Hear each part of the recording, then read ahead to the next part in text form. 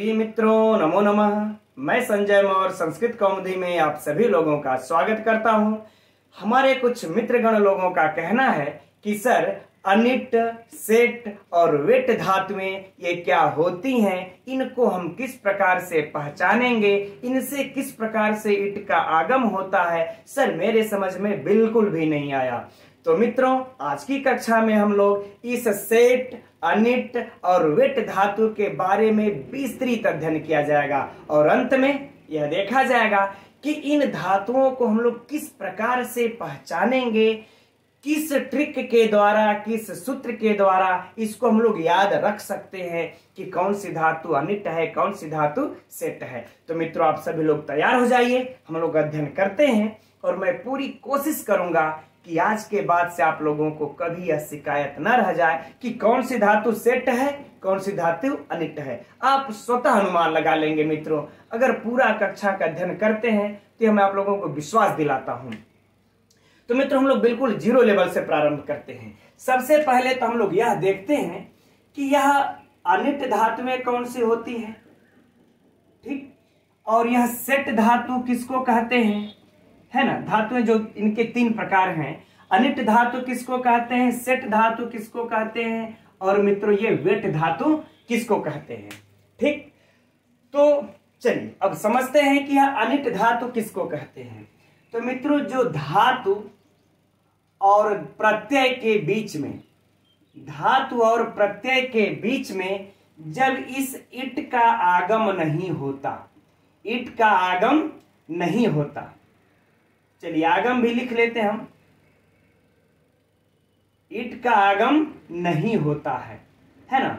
यानी इधर धातु और प्रत्यय बीच में यह इट का आगम जब नहीं होगा मित्रों, तो ऐसी धातुओं को हम लोग अनिट धातु कहते हैं। यह आप सभी लोग प्रायः जानते हैं, लेकिन अब जो लोग नहीं भी जानते होंगे, इक्का दुक्का लोग, उनके लिए यह है।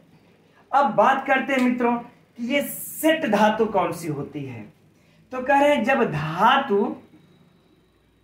धातु और इस प्रत्यय के बीच में, धातु और प्रत्यय के बीच में यहां पर जब इट का आगम हो जाता है, यानी इट आ जाता है। कौन आ जाता है?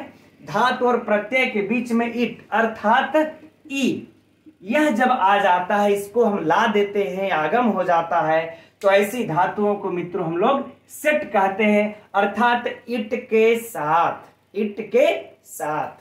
ठीक, अब कह देते हैं वेट। अब वेट धातुएं कौन सी होती है मित्रों? तो कह रहे हैं कि जब धातु और प्रत्यय के बीच में, धातु और प्रत्यय के बीच में यह जो इट का आगम है, यह किससे हो? तो कह रहे हैं कि विकल्प से हो। किससे हो मित्रों? यह विकल्प से हो, अर्थात एक बार इट का आगम होगा और एक बार इट का आगम नहीं होगा। जब इस कंडीशन की कोई धातु होगी तो उसको हम क्या कहेंगे मित्रों? वेट धातु कहेंगे, राइट। ये सभी लोग आप लोग जानते हैं। अब हम लोग चलिए क्रमशः इस अनिट धातु के बारे में विस्तृत अध्ययन करते हैं उदाहरण के साथ, और फिर सेट धातु को देखा जाएगा उदाहरण के साथ, और फिर वेट को भी देखा जाएगा। ठीक, तो मित्रों, हम लोग सबसे पहले इस अनिट धातु के बारे में विस्तृत अध्ययन करते हैं।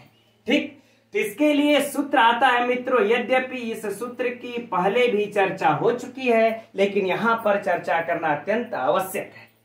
वह सूत्र है मित्रों, एकाच उपदेशे अनुदात्तात्। ठीक, एकाच उपदेशे अनुदात्तात्, है ना मित्रों। यह सूत्र आप हम लोगों को लघु सिद्धांत कौमुदी में 474 या फिर इसके आसपास क्रम संख्या में देखेंगे, प्राप्त हो जाएगी। यही वो सूत्र है मित्रों जो कि धातुओं को अनिट बना देता है, धातुओं को अनिट कर देता है निषेध करके। ठीक, इसलिए यह कैसा सूत्र हुआ? तो यह निषेध सूत्र है, निषेध सूत्र हुआ। ठीक, सिंपल सी बात। अब प्रश्न उठता है कि किसका निषेध किया? तो मित्रों, यह इट के आगम का निषेध किया। इट आगम का, ठीक। यह इट आगम का निषेध करके धातुओं को अनिट बना देता है। इतनी तो बात मित्रों समझ में आ गई। फिर से समझ लीजिए कि यही वो सूत्र है जो धातु और प्रत्यय के बीच में इट के आगम का निषेध करके धातु को अनिट बना देता है। लेकिन अब हम लोगों का अध्ययन करना है मित्रों, कंडीशन कौन कौन सी रखता है कि इट का वह निषेध करता है। तो कंडीशन है मित्रों, एकाच अनुदात्त, है ना, कि एक अच हो, एकाच अर्थात एक अच, एक अच वाली धातु हो। कैसी धातु हो मित्रों? एक अच वाली धातु हो। उपदेश अर्थात उपदेश की अवस्था में, उपदेश की अवस्था में एक अच वाली धातु हो और कहते हैं कि अनुदात्त।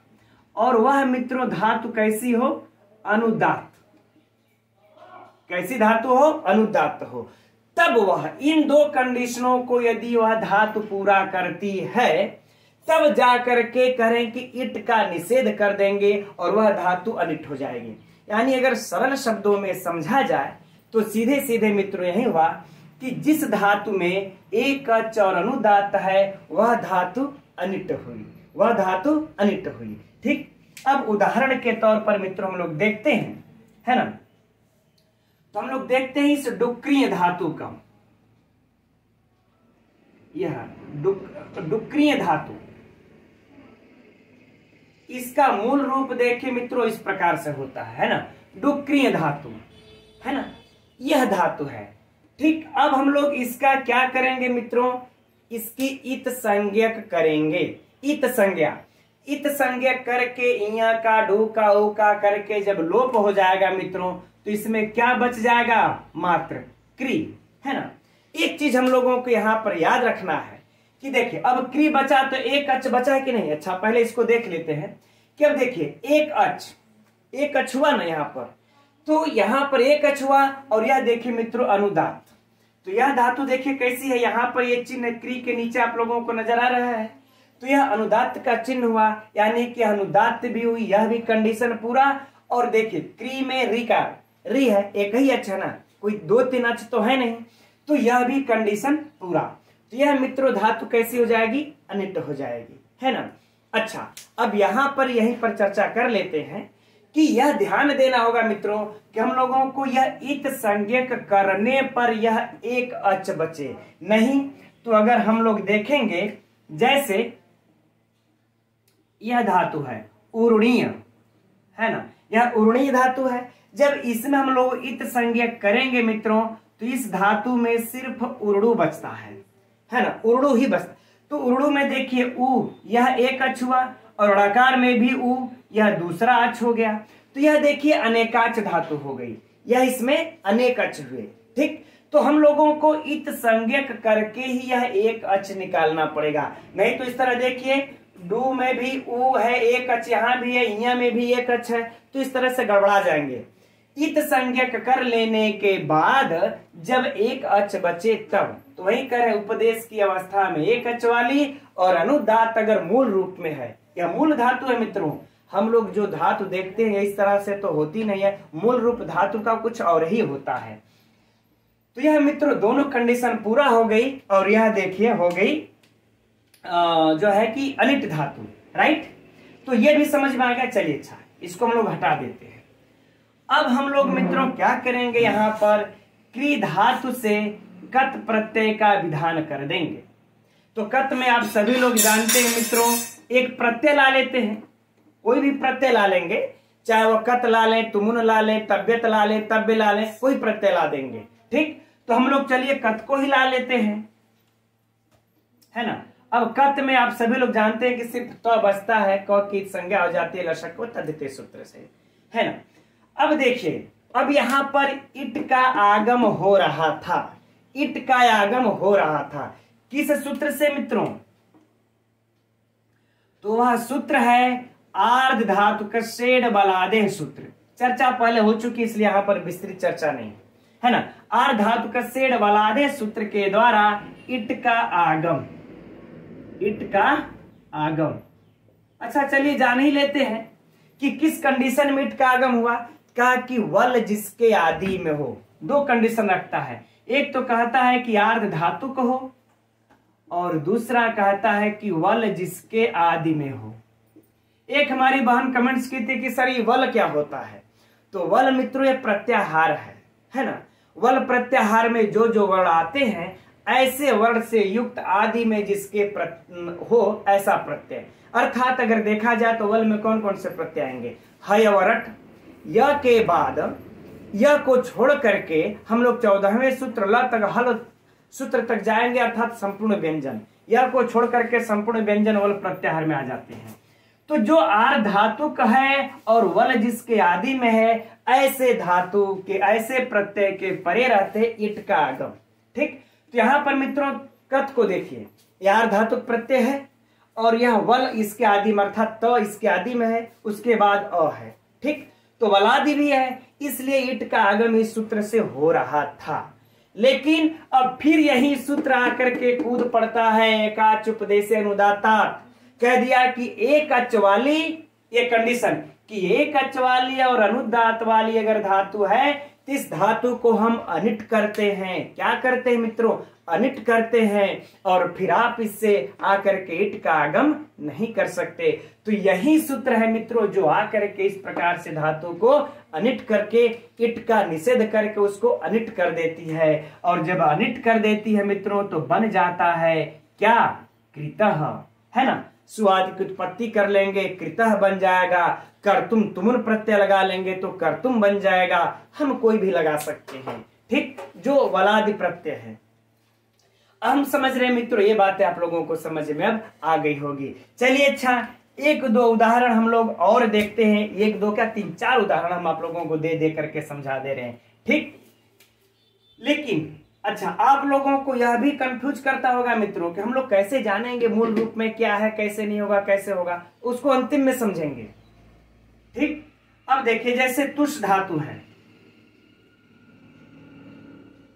ठीक, इस तुष धातु को ले लीजिए, इसका देखिए मूल रूप अगर देखा जाए मित्रों तो यह होता है।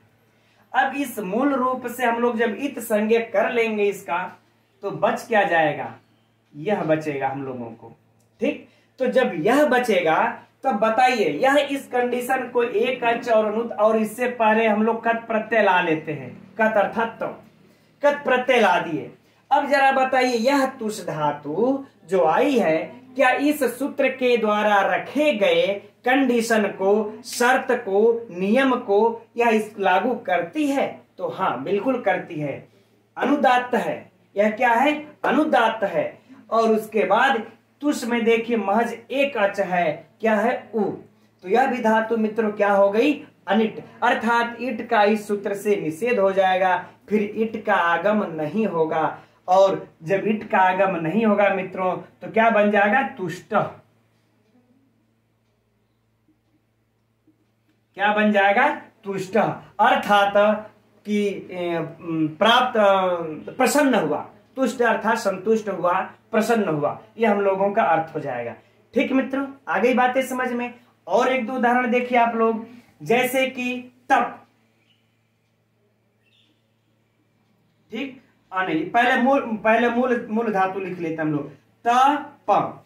तो मित्रों यह प है तो आप लोग जानते हैं कि अनुनासिक है, तो उपदेशी अनुनासिक इत से इस आकार की इत संज्ञक हो करके क्या बचती है? तब फिर मित्रों वही हो जाएगा, क्या बन जाएगा इसका? तप्तः। क्या बन जाएगा? तप्तः, है ना। नहीं तो अगर इट का निषेध नहीं हुआ होता तो इट का आगम होकर के तपितः बन जाता, तपितः बन जाता कि नहीं बन जाता? तो यह देखिए, यह भी इन दोनों कंडीशनों को पूरा कर रही है कि नहीं कर रही है मित्रों? अर्थात यह भी कर रही है। आगे और भी देख लीजिए। अच्छा, चलिए एक और दिख लेते हैं, विधिर धातु। यह धातु थोड़ा सा आप लोगों को भी, दी और र, है ना, इस प्रकार से बनती है। ये है ना, दो अनुनासिक इसमें होगा मित्रों। नहीं, ये र में नहीं रहेगा, विधिर। और यहां पर जो है कि आप लोगों को मिल जाएगा अनुदात्त का चिन्ह। ठीक, ये इसका विधिर धातु का मूल रूप हुआ। जब हम लोग अब इसमें से इत संज्ञा कर लेते हैं तो र का इत संज्ञक और द में उपदेशज अनुनासिक कित से इकार कित संज्ञक, और बच क्या जाएगा मित्रों, भिद बचा। अब भिद में अब फिर से देख लीजिए, यह इन दोनों कंडीशनों को पूरा कर रही है भिद धातु, क्योंकि एक ही अच है और अनुदात है, इसलिए मित्रों इट का निषेध होकर के यह धातु क्या हुई, अनिट। यह धातु क्या हुई, अनिट, और अनिट का हो गई मित्रों तो निषेध होकर के क्या बन जाएगा, भिन्न। ठीक, अब मित्रों हम उम्मीद करते हैं कि आप लोगों के अनिट धातु समझ में आ गई होगी। अब अनिट धातु पहचान लेंगे, ठीक है ना। चलिए, अच्छा अब इसमें एक कंडीशन और, एक कंडीशन एक बहन ने मेरी वो भी फोन करके कहे सर अगर यह अनुदात, ये जो अनुदात का जो चिन्ह है, इस अनुदात का चिन्ह अगर मान लेते यहाँ इस संज्ञक वाले के जगह पर लगा होगा तब क्या करेंगे। ठीक, अगर ये लग गया तब क्या। तो मित्रों यह आप लोगों को बहुत ही अच्छी चीजें अब बताने चल रहे हैं, अब उसको देखिए। चलिए इसको हम लोग थोड़ा सा हटा लेते हैं, साफ कर ले। तो देखते हैं हम लोग इस शिक्ष धातु के उदाहरण से समझते हैं। अब बड़ा ही महत्वपूर्ण तथ्य है मित्रों, इसको अवश्य ही समझिएगा आप लोग, इसको मिस्टेक नहीं करना है। यह देखिए शिक्ष धातु मूल रूप से इस प्रकार से होती है। जब हम लोग इसका इत संज्ञक करेंगे तो इत संज्ञक करके हम लोगों को किस रूप में प्राप्त हो जाएगी मित्रों, इस रूप में, है ना। तो अब प्रश्न यह उठता है कि ये वाला जो अनुदात का चिन्ह है, यानी अ में जो अनुदात है वह तो इत संज्ञक हो गया, तो क्या अब यह धातु इस धातु पर इस सूत्र का नियम लागू हो करके अनिट होगा या नहीं होगा। तो मित्रों एकदम स्पष्ट तौर पर समझिए कि जिसमें यह अनुदात इत हुआ हो, जिसमें यह अनुदात का स्वर इत संज्ञक हो गया हो, वह धातु पर इस नियम को लागू नहीं होता। अर्थात जैसे देखिए डुक्रिय में इस क्री पर इत संज्ञक अनुदात का चिन्ह है, तो इस क्री में जो अनुदात का चिन्ह है यह स्वर तो नहीं इत संज्ञक हुआ है, इसलिए यह क्री धातु मित्रों क्या हुई कि अनिट हुई। यह क्या हो गई, अनिट, राइट। लेकिन यहां पर जो अनुदात का चिन्ह आया है यह अ तो इसमें से इत हो गया, तो यह मित्रों कैसी धातु हो जाएगी, सेट धातु होगी। ठीक, क्योंकि एकाच तो है, यह एकाच तो है, लेकिन अनुदात वाले कंडीशन को यह लागू नहीं करता, क्योंकि उस अनुदात को इत नहीं होना चाहिए, उस अनुदात को इत नहीं होना चाहिए, है ना।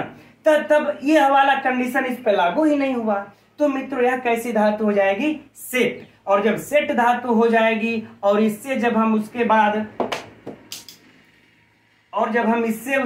जब कत प्रत्यय का विधान कर देंगे तो मित्रों क्या हो जाएगा, जब सेट हो गया तो अर्थात इट का आगम होगा, है ना। जब सेट हुआ तो यहां पर इट का आगम होगा, और इट का आगम होकर के मित्रों क्या बन जाएगा,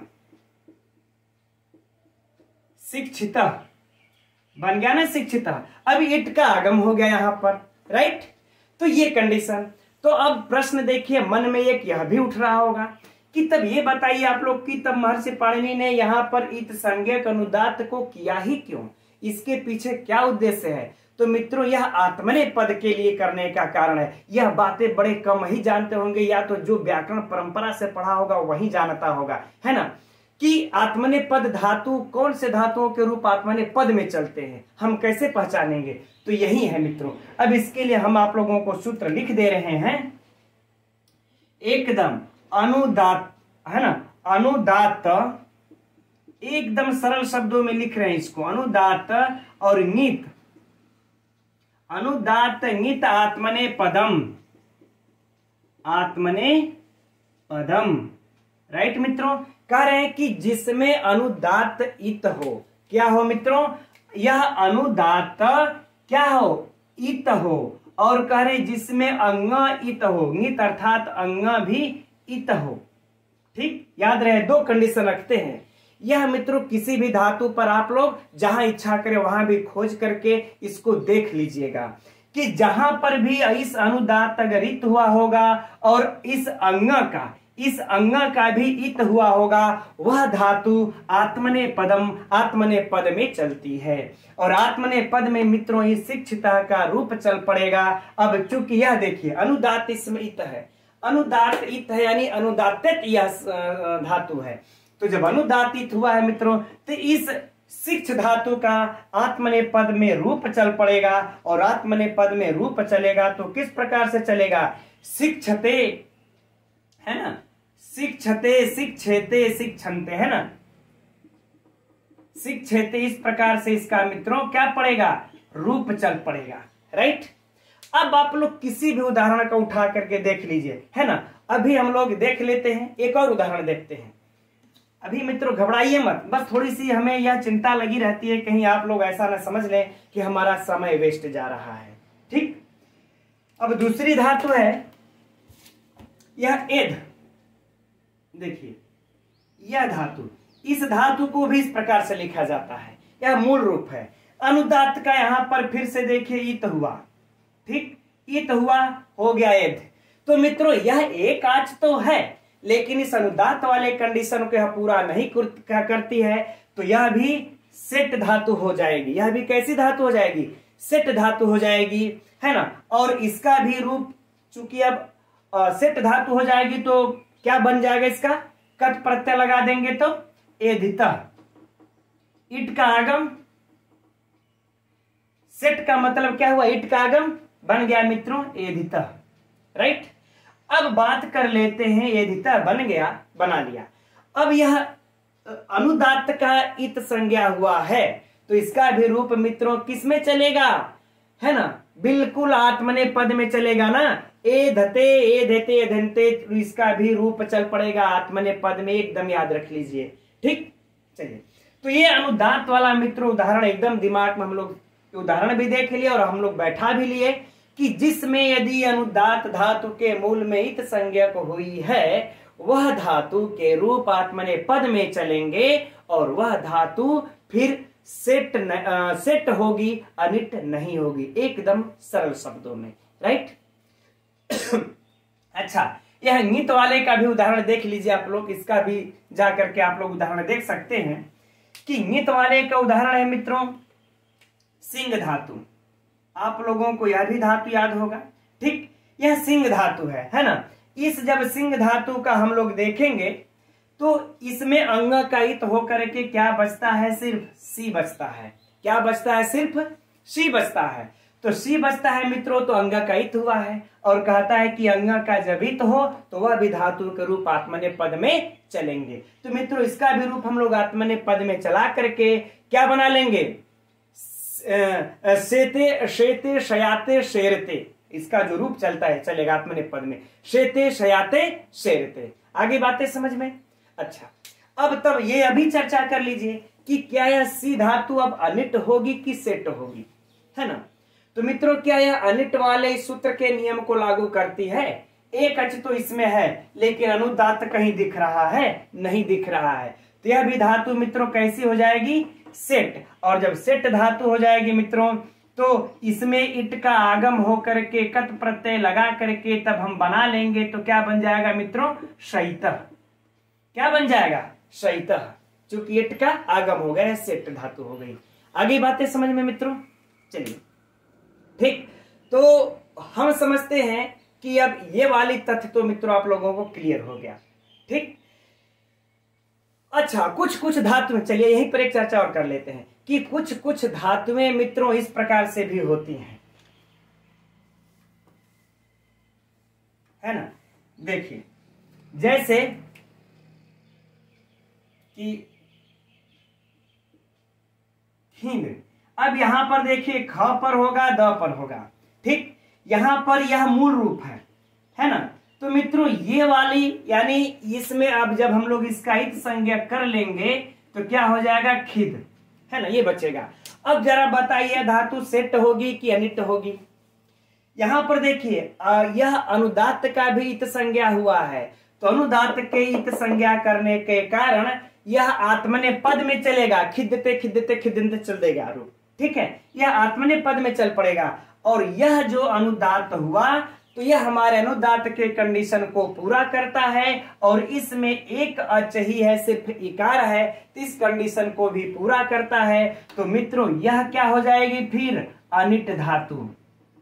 क्या हो जाएगी अनिट धातु। तो मित्रों हम लोगों ने अब सरल शब्दों में समझिए, तीनों का उदाहरण देख लिया। ऐसी धातु जिसमें सिर्फ एक अनुदात हो जिसका इत संज्ञा ना हो तो वह अनिट धातु हो गई।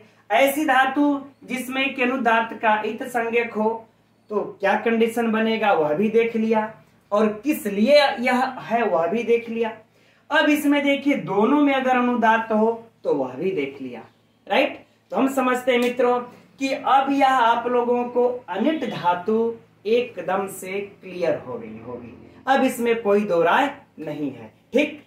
अब इसके इस अनिट धातु के मित्रों कुछ और भी उदाहरण है, आप लोग देख करके उसको समझ सकते हैं। अच्छा स्क्रीनशॉट अगर आप लोग मित्रों स्क्रीनशॉट जैसे कुछ लोग लेने के लिए कहते हैं कि सर साइड में हट जाया कीजिए, तो आप लोग, हम तो बराबर कुछ न कुछ साइड में हटते ही रहते हैं, बीच बीच में आप लोग स्क्रीनशॉट लेते रहिएगा, ठीक। जैसे देखिए यह देखिए धातु कैसी है, दृंश है ना, दृंश धातु कैसी है, ठीक। आप लोग स्वयं इस धातु को समझ सकते हैं। यह पा धातु कैसी है स्वयं समझ सकते हैं, ठीक। पा में ऐसा मत समझिएगा, अगर इसका इत संज्ञक होगा तो कुछ नहीं बचेगा, पा होगा। तो जब पा बचेगा तो मित्रों एक अच है और अनुदात है, तो यह भी धातु कैसी हो जाएगी अनिट हो जाएगी। तो मित्रों इस और इसमें भी यह भी अनिट हो जाएगी, लगा सकते हैं। तो मित्रों इस प्रकार से आप लोग जोड़ घटा करके कौन सी धातु अनिट है यह बिल्कुल समझ सकते हैं, राइट। चलिए अब हम लोग सेट धातु की तरफ बढ़ते हैं।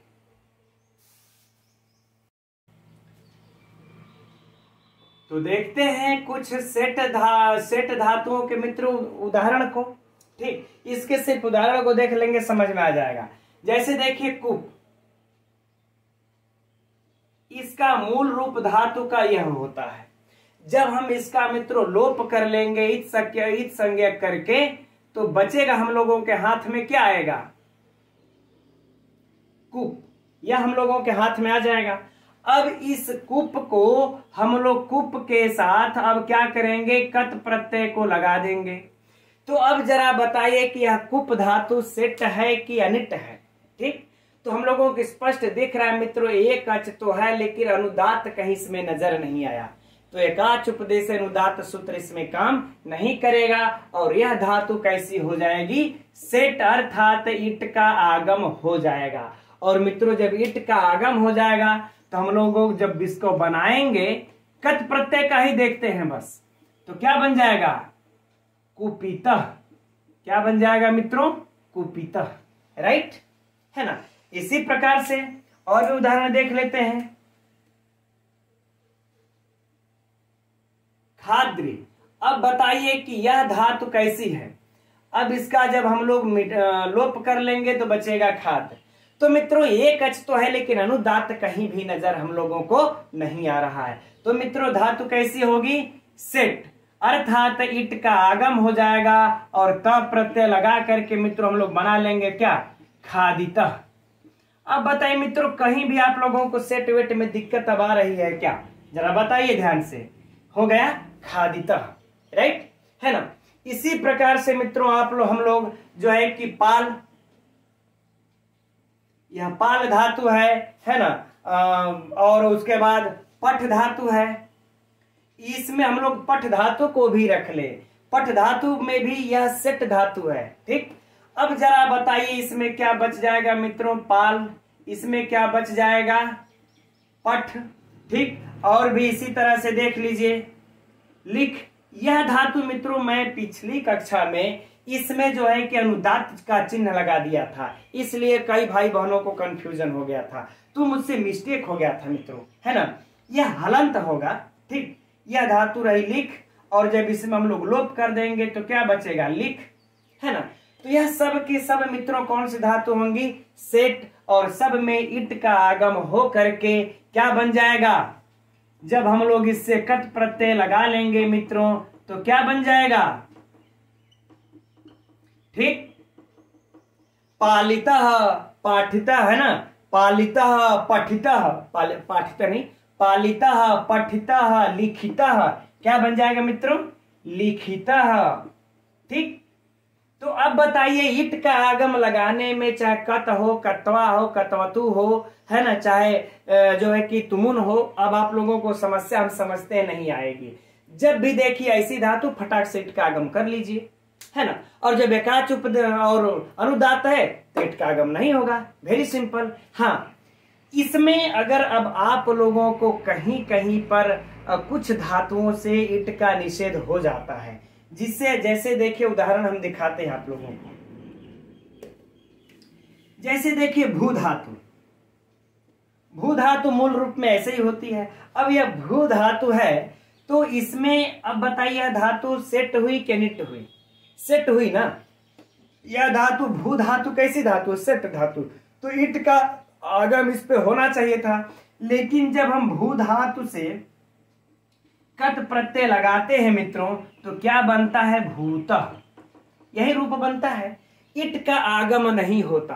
तो मित्रों यहां पर इसके लिए विशेष सूत्र आता है, और इसके लिए जो विशेष सूत्र है वह है कि श्रयुकः, है ना, श्रयुकः किति, श्रयुकः किति, इस सूत्र के इसके इट का निषेध हो करके तब बनता है भूता। तो ऐसे आप लोगों को एक दो उदाहरण मित्रों मिल जाएंगे कि जहां पर कि वह धातु सेट है लेकिन फिर भी इट का आगम नहीं होता। एक उदाहरण और भी देख लेते हैं। जैसे देखिए जू सी, है ना, जू सी, यह देखिए मूल रूप से इस प्रकार से धातु होती है। जब इसका हम लोप कर देंगे मित्रों तो बन जाता है जुस। तो यह देखिए अनुदात का चिन्ह इधर तो है नहीं, हालांकि यह अनुदात का ही तहत इसका रूप आत्मने पद में चलेगा, है ना, लेकिन मूल रूप से यह बना तो यह भी कैसी धातु है मित्रों, सेट। तो इससे भी इट का आगम होना चाहिए था इस कत प्रत्यय के परे होने पर, लेकिन इससे भी हिट का आगम नहीं होता है। एक विशेष सूत्र आ जाता है मित्रों, खादितो निष्ठायाम। इस सूत्र के द्वारा इसका जो है कि निषेध हो करके बन जाता है क्या, जुष्ट, जुष्ट बन जाता है, अर्थात सेवन किया, अर्थात सेवन किया अर्थ हो जाता है। ठीक, तो इन सबों के लिए विशिष्ट सूत्र है जहां पर कि इट का आगम होते हुए भी सेट धातुओं को निषेध कर देता है। राइट मित्रों, ये बातें तो हम लोगों के समझ में आ गई। अब हम लोग चलते हैं उस चैप्टर के तरफ जहां पर कि हम लोग याद रख सकेंगे कि कौन सी धातुएं सेट होती है, कौन सी धातुएं अनिट हो जाती हैं। ठीक, आगे बढ़ते हैं हम लोग। तो मित्रों हम लोग इस सेट और अनिट धातुओं को पहचानने के लिए, है ना, ये वाला श्लोक है एक। ठीक, ये वाला श्लोक दिया हुआ है आप लोगों के लघु सिद्धांत कौमुदी में, उसी सूत्र के नीचे जो कि एक आच उपदेश अनुदातात सूत्र है 474 क्रम पर, उसी के नीचे यह श्लोक दिया हुआ है। मैंने श्लोक को पूरा नहीं लिखा है, लेकिन इस श्लोक के अंतर्गत जिन जिन धातुओं के नाम हैं उन धातुओं को मैंने पूरा लिख लिया है। ठीक, तो यह हम लोगों को देखना है, इसके द्वारा हम लोग इस ट्रिक को समझेंगे। ठीक, लेकिन इसके पहले हम लोग मित्रों इस तरह से समझते हैं। देखिए धातुएं जो होती हैं इसके हिसाब से दो प्रकार की होती हैं। एक तो होती है मित्रों अजंत धातु और एक होती है हलंत धातु। कौन हो गई, एक हो गई हलंत धातु। अजंत धातु किसको कहते हैं, जिसके अंत में अच हो, जिसके अंत में अच हो, जैसे कि क्री, इसके अंत में देखिए क्या है, अच, है ना, री अच ही तो है, तो यह अजंत हो गई। और हलंत किसको कहेंगे मित्रों, जिसके अंत में हल हो, अर्थात जैसे कि पठ, लिख, गम, है ना, प्रच्छ, ये सब क्या हो गई, हलंत हो गई। आज देखिए क्री, पा, ची, ब्रू, ये सब धातुएं कौन सी हो गई, अजंत हो गई। तो हम लोगों का ये वाला श्लोक वाला ट्रिक जो है, सूत्र वाला ट्रिक, किस पे काम करेगा? सिर्फ और सिर्फ अजंत धातु के लिए है, हलंत धातु के लिए, सेट अनिट छाटने के लिए नहीं है। ये वाला हम लोगों का जो है कि ट्रिक, ये सिर्फ अजंत धातु जो होगी उन्हीं पर काम करेगा। राइट, अब देखिए हम लोग इसको पढ़ते हैं। देखिए इस श्लोक में मित्रों ये 14 धातु का नाम लिखा है। काउंट कर सकते हैं आप लोग कि 1 2 3 4 5 6 7 8 9 10 11 12 13 14। ये 14 धातुएं जो होती है मित्रों क्या है? सेट। यह 14 धातुएं क्या है? सेट धातुएं हैं। इनसे इट का आगम होता है। अब इसके बाद समझिए कि एक अच वाली, इनको छोड़ करके एकदम सरल शब्दों में मित्रों समझिए आप लोग कि एक अच वाली,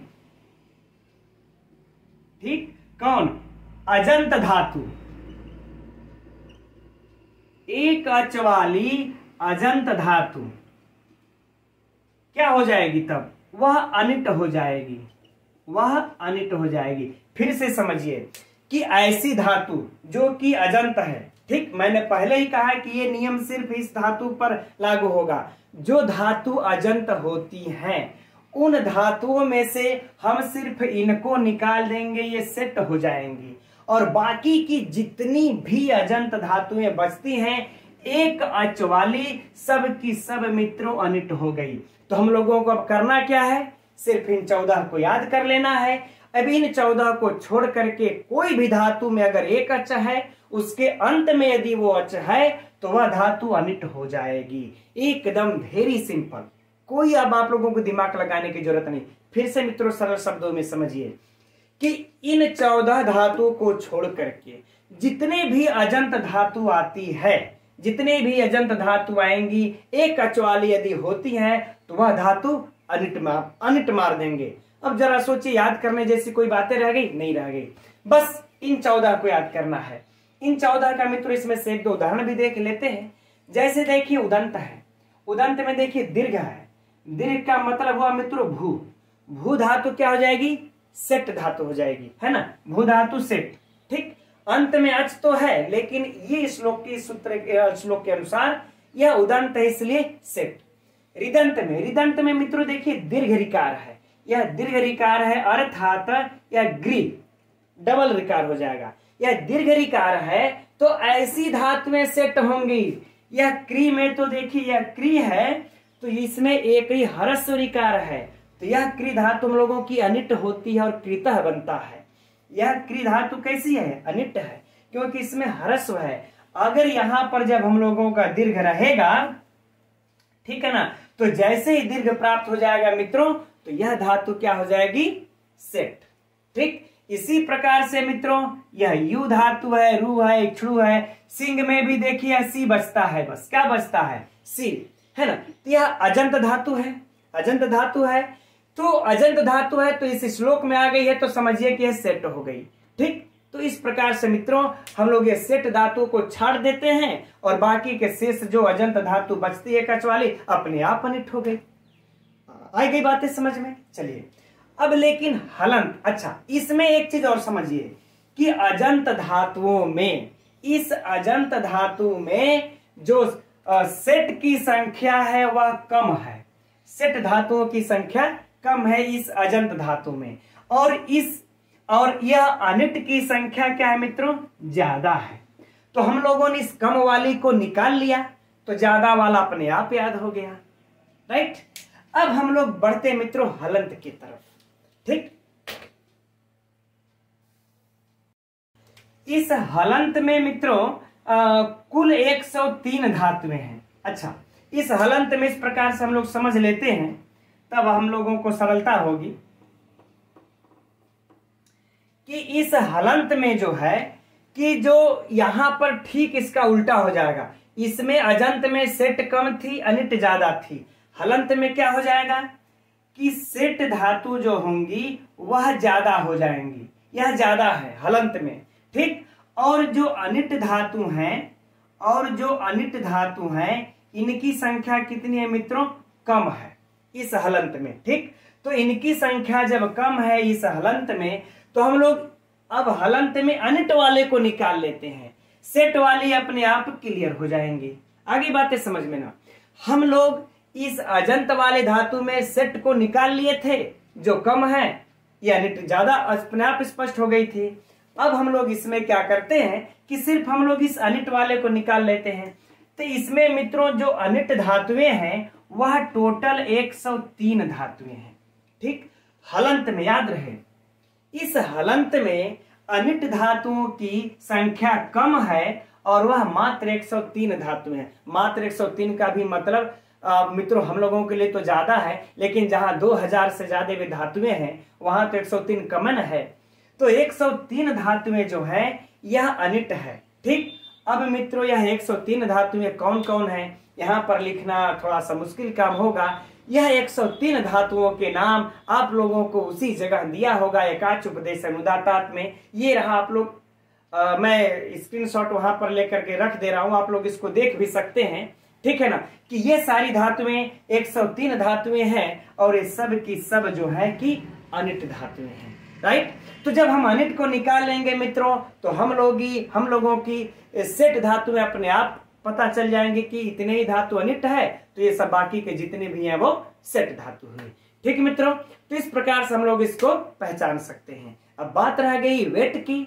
तो वेट धातु मित्रों, तो जब हम सेट अनिट जान लिए तो जो वेट धातु रह गई, तो वेट में तो हम लोग जान ही रहे हैं कि उसमें इट का आगम विकल्प से होता है।